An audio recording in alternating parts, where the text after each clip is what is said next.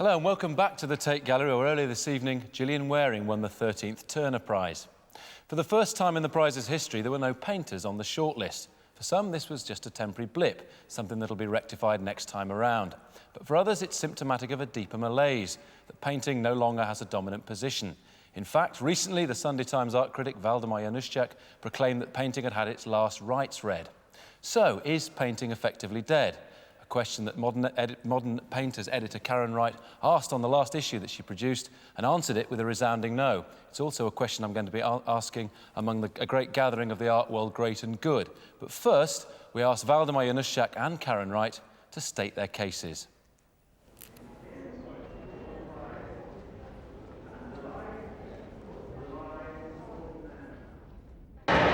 You'd have to be very blind or very sour not to notice that British art's on a high at the moment. The sense of excitement is unmissable. Unusually young crowds are flocking to this show, Sensation at the Royal Academy.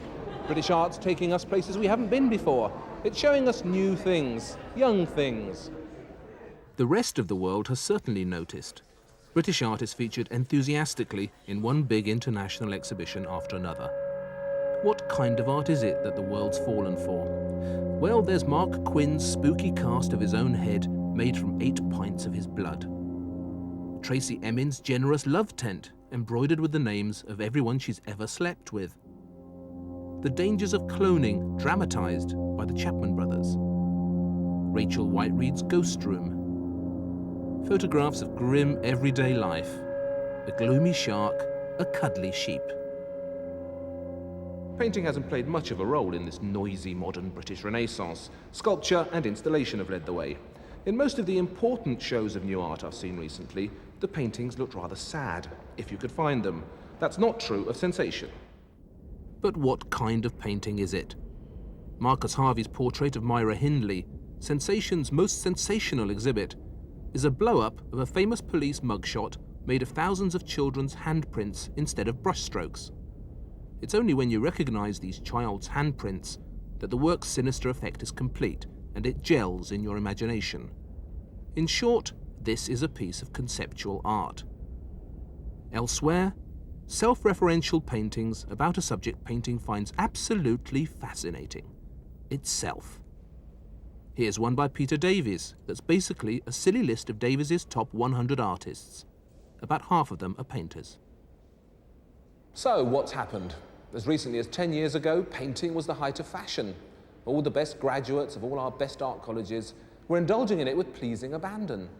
Here at the Royal Academy, in a famous blockbuster of a show called A New Spirit in Painting, a wild band of neo-expressionists filled huge canvases with thick dollops of paint, paint, paint. It couldn't last.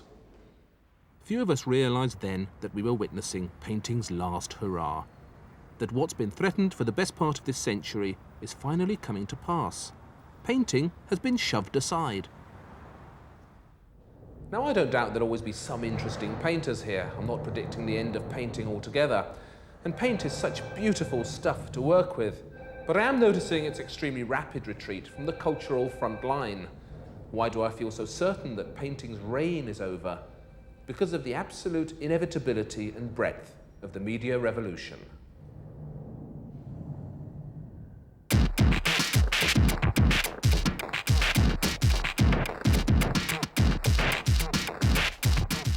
The modern world is blipping, electronic, computerized, poppy and anxious. Art must change to reflect it and be nourished by it. There's no future in being a deliberate alternative to the present. And this is it. Painting's had a wonderful 500 years. It's produced many marvelous things. But there was great art made for many millennia before oil paints were invented. And I'm sure there'll be great art in the future made out of many different materials. There's a new century on the horizon, and we're moving into it on an art high with a quiver full of aesthetic possibilities. For 500 years, there was basically one way to make art. Now there are lots again. The great information age lies ahead, and blobs of titanium white are singularly ill-suited to the recording of it. Many will regret this, but nobody ought to view it as a tragedy. On the contrary, a new world lies before us, and we now have a new art with which to describe it. We are at last prepared. Surely that is a good thing. Once again, As so many times in the recent past, we hear that painting is dead. This doesn't seem to have hampered the careers of some of today's most revered and acclaimed painters, like Sir Howard Hodgkin. Yet, just in time for this year's Turner Prize, we hear the same voices. Painting's demise really is taking place this time, proclaims Waldemar Januszek in the pages of the Sunday Times. But look who's talking. The very same Januszek who must surely have got very hot under the collar a few years ago when a few critics suggested that piles of rice and dead sheep couldn't be art. "Oh no," cried the painting is dead lobby. "You can't say that. It is impossible to say what is and is not art. And they are absolutely right, which is why they are now absolutely wrong. Because to say that painting is dead is the same thing as saying it isn't art, which we all agree is just what you can't do." So what's really going on here? Let's look a little closer. Painting is dead, claims Waldemar, because it is the wrong medium for our times. It is not relevant to contemporary concerns. Contemporary, relevant. Where have we heard these words applied before? To just about every evanescent bubble blown on the frothy tide of fashion in the last 30 years. Today's contemporary, relevant things are all highly likely to be tomorrow's old hat. How much Spice Girl wallpaper will be around in 10 or even 2 years' time? Being of the moment and relevant also have the drawbacks that they exist wholly in the mind of the beholder and can mean anything that anyone likes. The real truth is that painting's problem is not an early demise, but simply that it isn't very fashionable. Although perversely, it isn't that unfashionable either. A good half of the exhibits in the blockbuster YBA show Sensation are paintings by such young artists as Gary Hume. Hume has had a good year. He has been universally feted and won the £30,000 Jerwood Prize for painting. Hume taps into the ideas of popular culture that form the basis for much of the currently fashionable installation art. At the same time, he draws heavily on the ideology of 60s pop art, lush, sumptuous, seductive surfaces, with oddball imagery reflecting the ambiguity and menace of modern life. For all that, his concerns are painterly ones. When some young fashionable artists were called upon to grace the walls of Number 10, what did Tony and Cherie choose? The dense abstracts of Mark Francis, for one, another painter currently on show in Sensation. So what exactly makes painting unfashionable? It simply means it's not currently rated highly by the tiny clique of movers and shakers who make the weather in the art world. For example, Norman Rosenthal, the excitable and opinionated exhibition secretary at the Royal Academy. But if you know anything about fashion, you know that it changes in a cyclical way. What is hot, hot, hot this year will be dead, dead, dead 10 years from now, irrespective of whether or not it is any good. So let's forget fashion and have a close look at something deeply untrendy that only painting can offer, serious quality. Painting's not dead and buried. Great paintings are being done right at the moment, and by young artists. I can't think of many works capable of delivering as much sheer visual pleasure as Vue Deference by Yuko Shiraishi. Important painters are among us now, recognised by some, if not necessarily by Waldemar. A painting like this one by Leon Kossoff has much of the formal and emotional weight, the density of thought and perception that goes into making truly lasting art. These are Kossoff's parents, weary at the end of a day, but they are not simply portraits. They are the universal representation of parenthood. The mother's feet ache. The father is alone in his thoughts. The surface is enlivened with flickering tones of pigment, with carefully orchestrated, yet seemingly random dribbles and spills. I wouldn't mind betting that in 50 years from now, Leon Kossoff will be much better known than he is today. I would hesitate to say that about most of the artists in Sensation. But in the long run, these are the questions that will keep art alive. So there we have it. Is painting undergoing a massive and enforced retreat from the cultural frontline, or is it just a temporary victim of the vagaries of contemporary fashion? Now, let's put the first question to a man just described as excitable and opinionated, the exhibition's secretary of the Royal Academy, Norman Rosenthal, the man responsible, in the main, for Charles Saatchi's Sensation exhibition at the Academy. Norman Rosenthal, where do you stand on this debate about contemporary painting? First of all, I forgot that First of all, I love painting, and I think painting has always been, painting will always be, but I mean, there's so many different possibilities for making art, and I mean, I dare say if video had existed in the Renaissance artists would have used video. So, I mean, that's the way things will go. I mean, there are many, many possibilities for making art. We tend to kind of talk about art as though it was one thing. In fact, art is many different things. It exists in many different mansions. When one is looking at a work of art, be it a painting or a work using video or whatever it is, or another media, we should look at it as though it were the only thing. But that is for the moment when we're looking at it. But we know, of course, that painting exists, and in fact, I think Charles Saatchi's exhibition, which I claim have had something to do with, but which is basically the collection of a big and an extraordinary collector of art who is incredibly committed to painting as well as to all the other things that he's very involved in, and I think this exhibition reflects this very well. It's rather interesting, for example, that one of the artists you've not mentioned is Jenny Savile, who is a young painter painting extraordinary pictures, which I've become incredibly fond of. Let's bring David Sylvester in at this point, because David Sylvester is a known champion of Jenny Savile. But David, where do you stand on this debate? Is it an old debate that's being rehashed, do you think? Well, it is said. It was a long time ago that it was first said, from today painting is dead. Yeah. But I did rather feel that Valdemar's film should have been called Sensation. The visual style is that of a very good TV commercial, and the script has the style of a tabloid newspaper, or rather of a caricature of a tabloid newspaper. Example of calculated omission was the non-mention of Jenny Savile, who is making a very big impact abroad.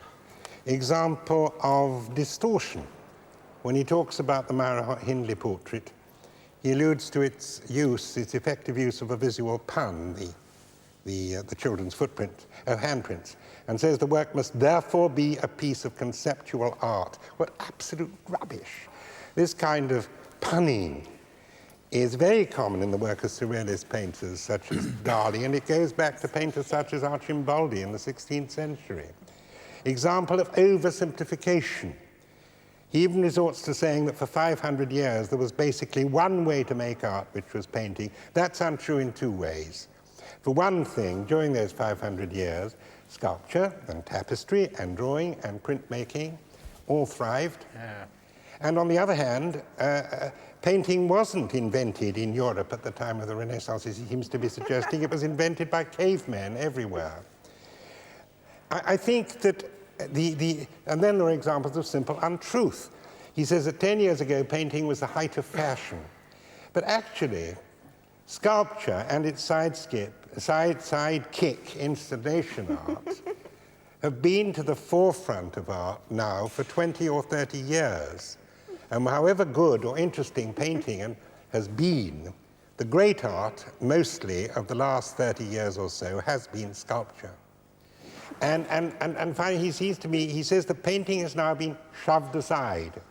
And if you look at what's happening in New York, where things are happening, more than in London, you see clear signs of a revival of painting. I thought London was much heralded as the great centre of contemporary art at the moment. Well, that's what they say in English newspapers. Let's just let Valdemar respond to that, because there are many points you've made, and I'm sure that there are more to come, but David, respond to that. You're getting deaf in your old age. I'm sorry. Some of the things you said, I said there. I just didn't say. I very, very carefully made a distinction between oil paints and painting. I wrote the script, so I know what I did. Oil painting is a relatively modern invention. Now, you, as an insider in the art world, know full well, as I know, as everybody here knows, that there are loads of ways of making art, and that by and large, the 20th century has seen a breakdown of the kind of hierarchies that we're talking about, where painting or sculpture are the only ways to make art. But for many people, the public who are watching this show, listening to you, painting is the only way to make art. And my arguments were addressed, indeed, to that public. Because a lot of people, I mean, I helped to make the Turner Prize exhibitions a couple of years ago. I've been involved in this. They'll come here and they'll say over and over again, why aren't there more paintings in the Turner Prize? Why aren't there more paintings in the Turner Prize? It's as if they think painting is the only way to make real art. Now, you don't believe that, I don't believe that, Norman doesn't believe it, I don't think anybody here believes it, but there are a lot of people out there who do believe it. Why aren't there more painters in the Turner Prize? Why aren't there more? Because this year there aren't many painters, because this year there are lots of ways of making art. Yeah, Tracy's here. Tracy's an artist who paints well, you know, when she has a go at it. But there aren't many painters this year. Well, so what? Okay, let's bring. So what? There wouldn't have been many painters 2,000 years ago, perhaps. Let's bring in a painter. What Valdemar's saying now is what he said in his little film. Yeah, hang on just a minute. I want to bring in a painter, actually, Martin Maloney, whose work is gracing this space.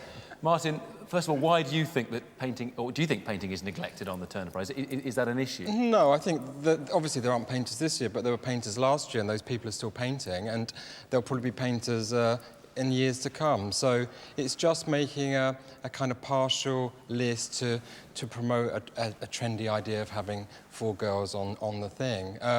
People are painting, and painting reacts with other art forms. It's no longer isolated from other things, but it's part and parcel of the same thing. So a painter can appreciate the work of somebody who's making sculpture or video or installation. So what makes you paint? I mean, you're also a critic and a writer as well, but why paint? Because it's cheap and it's easy, and I can be bothered to do it, and I can do it at home. You don't believe that. No, of course I do. If you want to make a video, you need a lot of money to do it. If you're starting off and wanting to do something, you think, what could I do that would interest me the most? Your paintings are so cute and so sweet. They're so beautiful. Well, I'm doing it because I want to do it. Yeah. And I can do it. Don't fuck off on that. No, Just say no. I've had the ability to make the paintings I want to make. I think I tried to do other things and I couldn't do them in the way that I thought I could.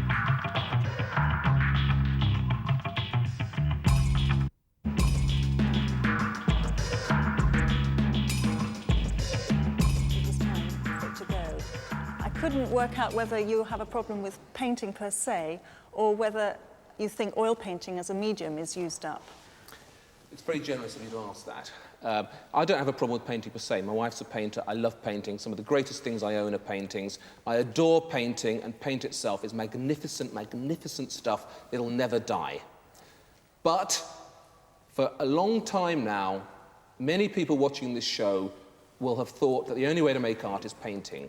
And that's no longer true. No, I can't No, they will. That's not They will have thought that. And that's no longer true. Were you angry That's by my only argument. So were you angry by the arguments that Valdemar put forward? Are you confused by them? I mean, I was confused. I was confused because I thought at first he was talking about painting in general. Then he seemed to come on to oil painting. He did sort of imply that we were on the edge of some amazing kind of information technology sort of breakthrough of some kind, whereby painting somehow wouldn't, in which painting would have no part. Well, let's. That was my other point of confusion. I want to bring some clarity to proceedings. Roger Scruton. I want to know whether Roger Scruton. I turned the thing so do I. So let's go with the chair. Is work made with, as it were, alternative media? What is its potential within the art tradition? As being part of the continuous tradition of art. That is really the key issue. It's obviously true what Valdemar originally said, that there are works of art which are not paintings. And there is a whole new kind of work of art which is between painting and cinema, of which we've seen lamentable examples given the Turner Prize this evening. You know, fine, that we might disagree in the judgment on those particular cases, but you can't deny that there are these forms of mobile and perhaps ephemeral art which appeal to people today. But I think one must hold on to the very basic fact that there's a great difference between painting in the tradition that Turner represented, which was essentially something still, before which you were still, and which you absorbed as one still thing in front of another. And this other thing, which is much influenced by television, where everything is in motion, and perhaps it's more dramatic, more to be compared with cinema than it is with that tradition of oil paint. Of course, it could be art, but nevertheless, it may be very difficult to put it into the same category as the paintings that Turner made, and which perhaps the Turner Prize itself was designed to celebrate. Jane, do you think you're part of that tradition that Roger Scruton has just articulated? Well, I'm part of the tradition in one sense, because I am a painter and I paint in oils. One particular difference I think I have with my paintings is that rather than one still thing looking at another still thing, my paintings are still, but I require the viewer to walk around the paintings, to look at them from one position to another, and the paintings change as one does that. The paintings also change in light. So there's another possibility which I overlooked. One question. Are there really real people in England watching this programme now? Are they really watching it? Real people watching this programme? Why are you asking that question, They're Tracy? probably as real as you are, Tracy, let's face it. They're just 25 minutes behind us. Think about that. Think Richard about Cook, it. earlier this evening on the Turner Prize coverage, you said that the visual tradition in Britain was something that we've not come to terms with particularly. You didn't say we're a Philistine nation, but the visual was something, nevertheless, that was played down. I wonder, in some ways, maybe that's what lies behind Tracey Emin's question. Maybe people are not that interested, but do you think that in some ways there's a sort of cultural nostalgia going on here? I mean, Valdemar, in that Sunday Times piece, it wasn't in the script we've just seen, said quite clearly that painting will never die totally. This is a culture where Morris dancing will never die. We're a culture of heritage and nostalgia. Do you think that in future painting is in danger of being treated in that same kind of theme parky way? I mean, that's my interpretation. It isn't actually what Valdemar said, but it's springing off from that article. Yeah, it may be that only in Britain could we be sitting here having a discussion in 1997 about the fact that painting is or is not dead. It seems to me quite a bizarre thing to be debating, quite honestly. Because in the early 19th century, David Sylvester, in fact, touched on it earlier on. In the early 19th century, when painters discovered photography, they reeled at its impact. The possibilities, of course, were enormous. They had no idea how enormous those possibilities were going to be. We know a little bit more about what photography has spawned. We haven't got to the end of it ourselves. We're still learning about photography. But the fact is that Paul de la Roche is supposed to have said this famous remark in the early 19th century that from today, painting is dead, simply because he saw the advent of photography as something almost traumatic for painters. But the fact remains that that same Paul de la Roche went on, as anybody who visits the Wallace Collection exhibition of his work at the moment will discover, went on to become one of the most successful painters of the 19th century. His career was in no way, in no real way, threatened by that. He may have learnt from photography, he may have incorporated something of what photography had to tell us about how to look, about the nature of visual reality in his own paintings. And that's what's, to me, so fascinating about the new media as they come along, and I delight in them. I think I've derived more enjoyment from the new media over the last few years than I have from the new painting on the whole. But at the same time, I think that painting is an extraordinarily resilient medium. It's a medium that comes back again and again, rather like a boxer that's been hit perhaps to the ropes or even to the canvas, and bounces back. And anybody who imagines that they can write off something as supple, something as resourceful, something as versatile, something as tough as painting, I think he's bound to be very disappointed. Matt Collins, as both the cultural commentator of the current climate, as author of Blinded, but also you're a painter too. Does what Richard say strike a chord in the way that you see the contemporary art world?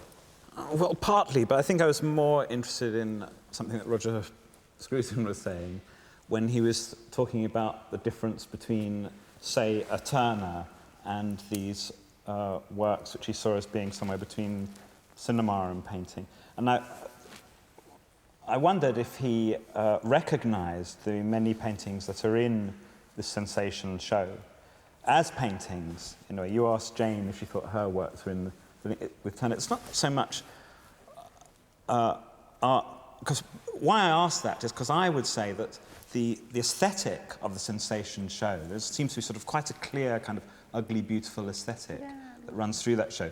It's this, one could say, is almost the same for paintings and the objects in that show. And that makes those paintings and those objects as one kind of family of artworks, quite distinct from the world of Turner. And I would say that the paintings actually do operate independently of Turner. That the paintings of Chrysophili or the paintings of Gary Hume or of Jenny Savile or whoever, somehow it has to be admitted, standing in front of them, that there is no Turnerness to them. I'm sure you've seen Sensation. I wondered if you... Do you think of them as just as, you use the word lamentable, as sort of, you know, desperate attempts to be something like Turner, or do you think they turn their back on Turner and therefore shouldn't be considered? I think that Turner is very much, as Ruskin described him in Modern Painters, there is a religious sense behind him, that he is trying to come to an appreciation of what nature is and what its meaning is for him. And paint was a medium through which he was trying to penetrate into the significance of what was before him. It's essentially figurative. Most of the things in the Sensations exhibition are essentially constructed, even if they are figurative, like the Myra Hindley painting. They are constructed from raw material which is not itself observed, like the handprints. Please shut up for a moment. Tracy, why is Roger Scruton wrong on that point? Because he doesn't understand. Yeah, it's true that my understanding doesn't extend to the areas in which you presently inhabit. I think Roger is confusing the words nature and life. No, I want to go back to... I think this is terribly important. But is that not right when you say not observed? Do you mean that Myra Hindley, you're ignoring the fact that he's observed the photo? Obviously, there is something very different going on. Do you know what I think? I think the Damien Hirst Shark, which is a piece everybody who's watching will know about, has an ambition to say something very similar to Turner's Fighting Temeraire. And I think, I'm not saying it's as good a work of art, I'm certainly not saying that Damien Hirst is Turner, but I am saying... More like the slave ship, actually. That I am saying that in its desire to say something about the passing of a great beast, it's after the same sort of thing. And that what you can do these days in contemporary art is tap in to the same old emotions, the things that are important to us, the same kinds of subject matter, but in wider ways. How many artists are here from that show, from Sensation? I'm here, I'm drunk, had a good night out with my friends, and I'm leaving now. I'm going to be with my friends, I'm going to be with my mum, I'm going to phone her, and she's going to be embarrassed about this conversation. It's live. But I don't care. I don't give a fuck about it. I want to be with my friends, people I want to be with. You people aren't relating to me now. You've lost me.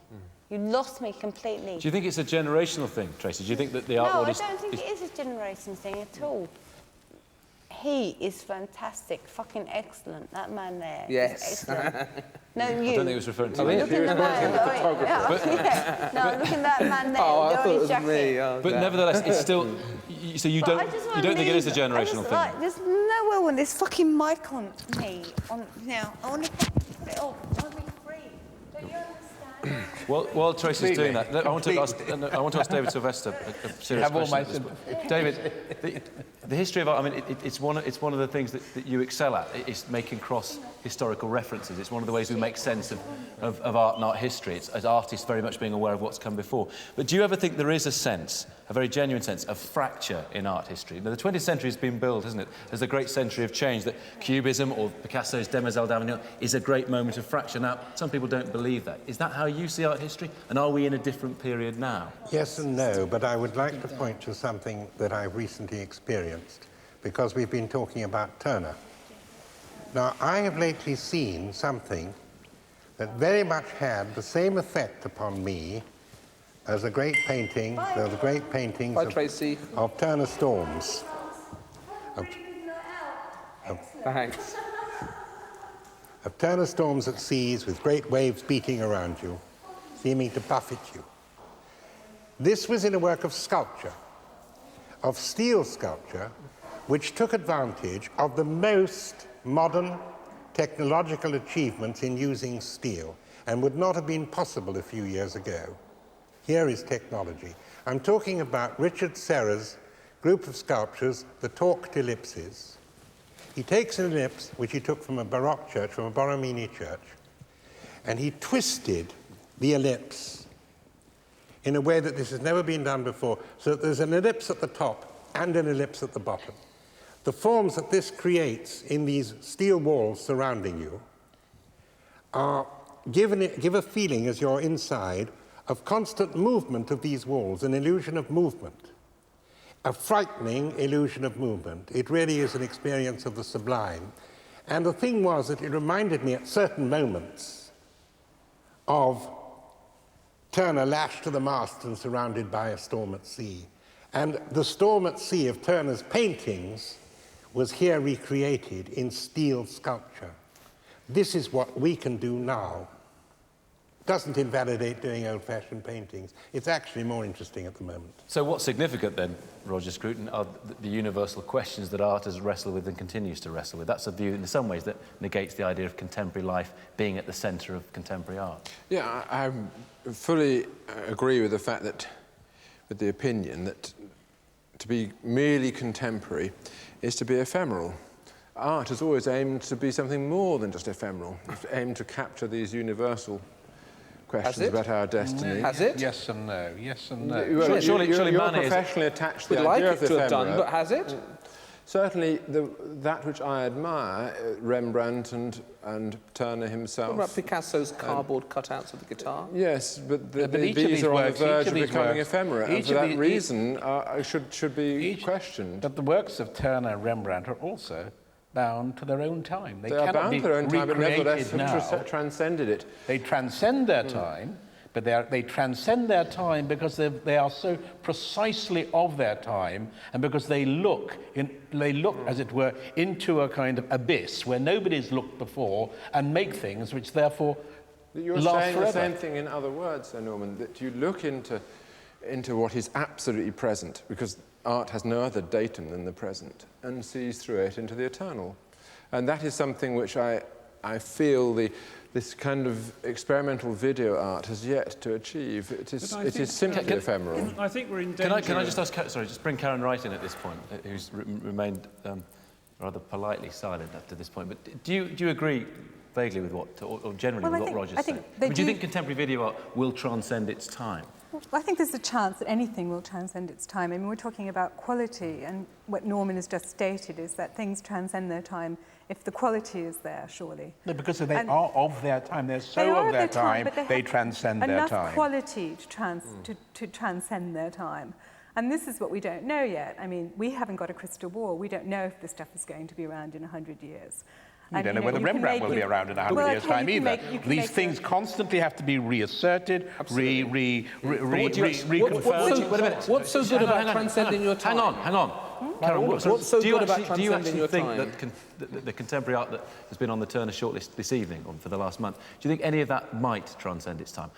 I want you to sort of put your hand on your heart, and it's a matter of taste I'm asking here. Well, of course. I mean, I thought the Cornelia Potko big piece is a very beautiful piece.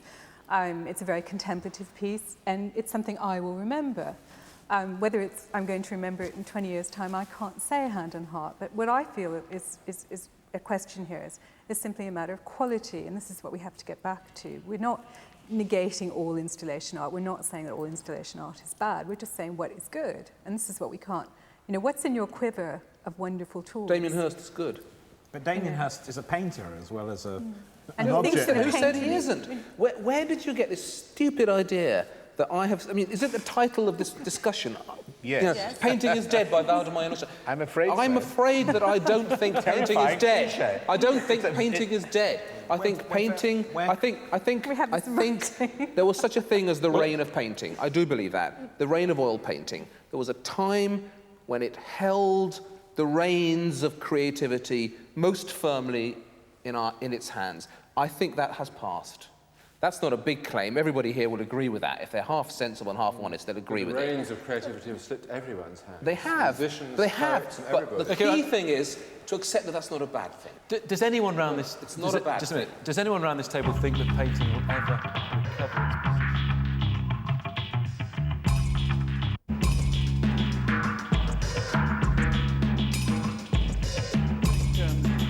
Francis Bacon, I think a lot of us would agree, is one of the outstanding painters of the 20th century. No one has done more than David, in fact, to elucidate that. If you look at his work, it's a classic example of somebody who revivified painting precisely because he was so aware of and alert to what photography in particular, and to a lesser extent film, could actually offer him, as a painter, able to kind of feed that kind of imagery back into the stuff of paint on canvas. And that's one of the reasons why why Bacon is so exciting. And also into the stuff of life itself, and his life, Indeed. and contemporary life. Absolutely. And that is because of his contemporariness. Do you, two questions. One, is that an aim of you as a painter? Do you have that kind of aim in the back of your mind? And secondly, who else do you think, if anyone, is working with that kind of approach? I think all contemporary artists are trying to describe contemporary life and contemporary culture. They're just trying to describe who they are, what's been important to them. When you look at Gillian Waring's work, you realise that 1970s television programmes were important, and growing up in TV culture. And whether you choose to use painting or video, you're just trying to give an honest description of who you are and what you think is good. I think there's lots and lots of painters around. I would say Christopher Feely, Richard Patterson, Alexander Aho, Jason Martin, people who are working with images and people who aren't working with images.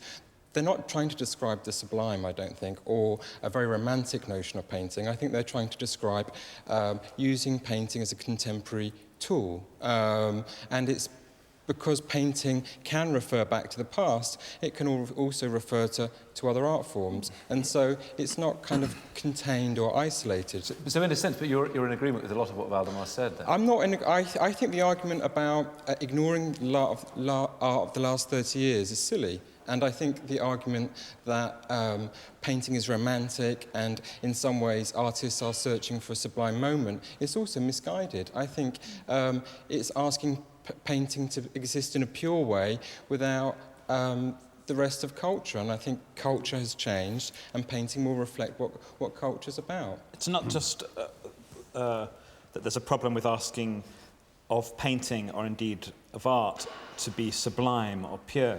It's you know, what exactly are Damien Hirst dot paintings? They're quite hard to pin down. You know, they're not.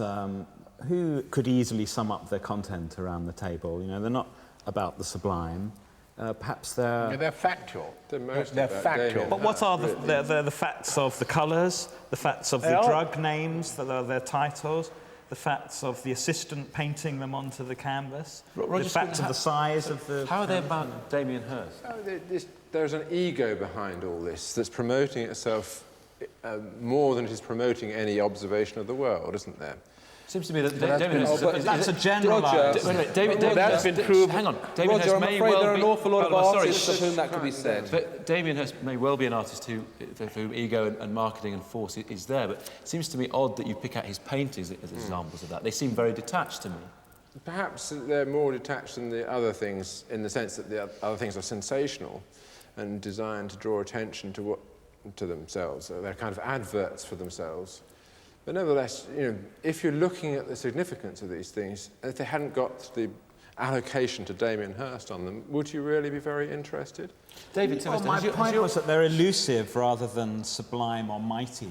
They have a content, but it's a rather elusive content, and there's a place for that. And I think I was thinking what Martin was saying, that the content of art, and certainly the content of painting, is not always only sublime or huge, or else it somehow is not very good. I mean, the work in sensation as a whole expresses in some way contemporary life. The paintings do that as much as the objects. That's my argument with Valdemar. But in a way, the paintings, neither the paintings nor the objects are necessarily someone like D.H. wholly Lawrence about would say great, that they don't big, mighty express contents, contemporary life, but do dirt on it. But I think Damien Hirst's paintings are very beautiful. I think it's significant They're very beautiful. that Damien Hirst actually does They're on paint. simple terms. I mean, I think that it's significant that somebody like him, who does so many other things for which he is most well known, in fact still continues to paint. And by that I mean that even when artists use other media, even when they seem to depart most radically from the painting tradition, very often, the more you get to know their work, the more you realise that behind it, if you like, there is some kind of residue of painting. There is some knowledge of painting. There is some thought about painting going on. Even when you watch... Roger Scruton already picked up on that when he talked about cinema and things. I imagine he was thinking of Gillian Waring, which are very painterly... Absolutely. Because when you look at the policeman piece, it's in fact a group portrait. Yes. It does relate back to Dutch 17th century group there portraits. is something that Valdemar said originally, which I think is very important, that there is the medium of paint as a substance in which you didn't actually say it in those terms, but in which you mingle your hands. You know, a painting is also a kind of sculpture, isn't it? It's made out of a plastic material which smells and feels and looks in a certain way. And that act of creating an image through the manipulation of that material can't be there in this video version. That's at best a photograph of a painting. It's not a painting. Let's bring David Sylvester in at this point. I think that painting will exist as a creative force only if the artists who use it are very conscious of the reasons for not using it. If you take the case of Gilbert and George, who have produced some of the best pictorial art of the last 2 or 3 decades, Gilbert and George started in their youth by producing wonderful handmade works, large drawings which went on the walls and large paintings which went on the wall, and they were very beautiful. And as soon as they had the money to work with photography rather than with marks made with their hands, they did so. They have an absolute contempt for painting because it's too personal. It's too much of the personal factor, you know. But the questions that they ask about painting, about the validity of painting and their rejection of painting, has to be looked at, by my view, by anybody who is going to paint today in an interesting way. Martin, have you taken that on board? Have you looked at Gilbert and George with that? Yeah, when you look in at mind? Gilbert and George, you see pre-Raphaelite painting at the same time. They did something by painting themselves silver and singing underneath the arches that made painting absurd and ridiculous, and then at the same time they reinvested something by making the big photo montage paintings that connect with Victorian painting and an idea of Victorian England. So they're constantly in a dialogue between art of the past and the absurdity of trying to make something that mimics art of the past. Do you have a very conscious relationship to the art of the past then when you are painting yourself? Yeah, of course. Yeah, I think of when you have an art education, you're completely bombarded, and maybe it's in a very sound-bitey way, and maybe it's not with a great deal of connoisseurship. But when you go through art education, you see an awful lot of art history. You see things that you admire, you'd like to do your own version of, and that just comes out consciously and unconsciously in making a work. So you're constantly referencing things. It's not necessarily in a way that's about deconstruction or quotation, but you can't take out the fact that you've been exposed to so much art history, and it has a power, and it has a sense of being amusing, and it's anecdotal, and you're trying to include yourself into that canon, and then also you're trying to do something else. So I think as me as a painter, I'm working with art history, and then I'm working with what I had for breakfast, and those two things interest me in the same way. Valdemar, do you think the historical narrative is running out for painting, though? Do you think history is sort of chugging to a halt as far as contemporary painting is concerned? If you think if you think it doesn't have a future? I don't think it hasn't got a future. Sorry, I never said I did. I thought it had double a negative. future. No, sorry. By which I mean, he confused me. If you think it will no longer ever be the dominant force, and the pendulum will yes, I never do swing think that's its right. way. I think oil painting will never be the dominant force. Now, David, right at the start, inevitably and rightly brought cave painting into this argument. And since we're going right back to the start, let's go back to the start. You know, what do you see when you walk into a cave and you see great cave art?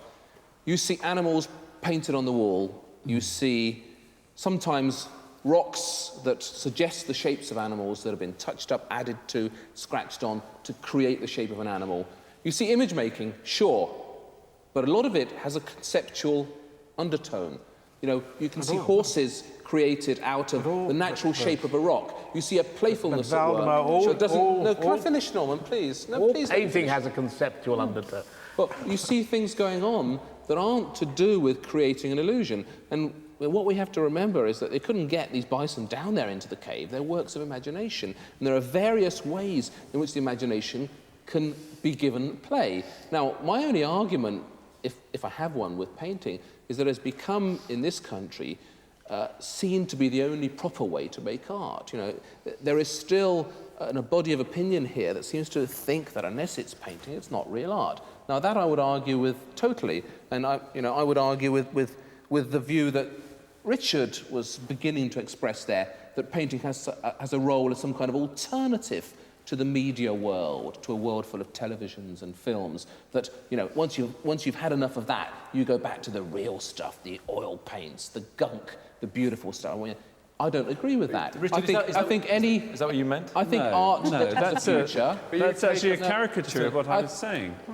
Well, I've been caricatured all evening, so, you know, join the club. But you are your own caricature, aren't you? Thank you very much. Well, that's two of us. All of us. Richard, take that caricature as it's been described and just explain exactly what you did mean. Because you did come close to suggesting that painting was an alternative way and was an alternative to a media culture. You think the two are much closer to you than that? Well, I think that the film at the beginning was putting forward the view that painting and the alternative culture, the media culture, if you like, were somehow apart from each other. And I think what I think is that painting actually is there all the time. Sometimes I think it goes underground, sometimes I think it gets swamped and submerged and becomes very quiet. And we're probably going through that kind of period right now, even though there's such a tremendous amount of painting still going on. And I think I ought to emphasise that there's an enormous amount of painting still being done. But I think it is a quiet period for painting, and there's no reason why it shouldn't become unquiet again pretty soon. Karen Wright, is that why one of the reasons why your magazine, Modern Painters, has started to embrace a much broader field? I mean, the editorial in the current issue says that you and the magazine have spent the last few years wondering whether or not you should embrace wholeheartedly young contemporary British art. You've started to do that. Is that because it's a very quiet period for painting? Well, no, I think we had to widen our remit. I think, you know, you can't always look at the same painters or always look at the same artists. And you can't ignore the fact that there's a lot of alternative art being done. And I think we're sort of at cross purposes, because we're not arguing that all installation art is bad. We're just merely saying that there is good painting being done as well. And that's the argument that I'm trying to put forward, you know, in a sense that we're getting in a corner. But didn't Peter Fuller set the magazine up initially to challenge that view, or to put forward that view that all installation art was bad? I mean, what you're saying is there's been a culture shift. I think the fact is that Peter's been dead for 7 years now, and no one knows what Peter would have done. I mean, you know, you can't put him in a box and say he never would have looked at sensation, he never would have gone near it, although he might not, if I don't know. But I just feel there is this cross-purpose going on here, that we are sort of closer together than we think we are, aren't we, really, in a sense? But I think it's a phony argument. I think someone said a title for a show to put us all together and have us argue about the same things. I do think that. I don't think anybody in their right mind. Everyone in England thinks that only paint is the way to make art. I think that's where you're wrong. Sorry, I missed that. Well, I don't think you're right to assume that everyone in England thinks that paint is the only way to make art. I think because it's if you look at the shows view. and if you look at the shows and the curators and the curatorial stance at the moment, you could argue just the opposite of that. So, Valdemar, you think there's a consensus, actually? You think everyone in the main is in agreement with you, even though you feel you've been misrepresented? So, apart maybe from Roger, who I think is a lost cause, I think that most of us agree. I'm a found cause. We'll work on him later. Roger Scruton, have your opinions about painting changed at all in the last 20 years? Yeah, my opinions change all the time, but the trouble is that they always seem to seem the same in retrospect. You know, I'm constantly thinking things through, and I find that I think the same thing, but for a different reason. But I have no problems with what Valdemar began by saying. It seems to me quite obvious that painting is only one form of visual art among many, and that things are shifting so that painting is perhaps not as prominent as it was before. But I still think that having said that one should try and understand what painting was and why it was so valuable, why it was so important to us. Why do you use past tense? It hasn't. Could I ask Roger why he feels he has to use the past tense? Because painting still is important. Yeah. No, but I've got to interrupt you both there, Valdemar. We've just one final answer, really. Have you changed your opinion? Have you modified the opinion that you put forward in that film this evening or in the last few days? No. The film, if you listen to it properly, tabloids speak apart, said what we're all saying here. The only thing that I think we've missed is that I did say quite clearly that I think any art with a future has to be nourished by the present. It can't be an alternative to that. And I do believe that a lot of the new media, photography, cinema, and of course video, probably find that a bit easier than titanium white. But I think there's great painting ahead of us. Of course there is. Of Of course there is. But Okay, it has to be nourished by the present. It can't be an alternative Well, to that's the note on which we must end it. As the man who feels he's been misrepresented, it's good that you got the last word. Thanks to everyone for taking part in that. And this evening, painting's taken a little bit of a battering, but don't put money on it not appearing in next year's Turner Prize. From the Tate Gallery on the night that Gillian Waring won it, good night.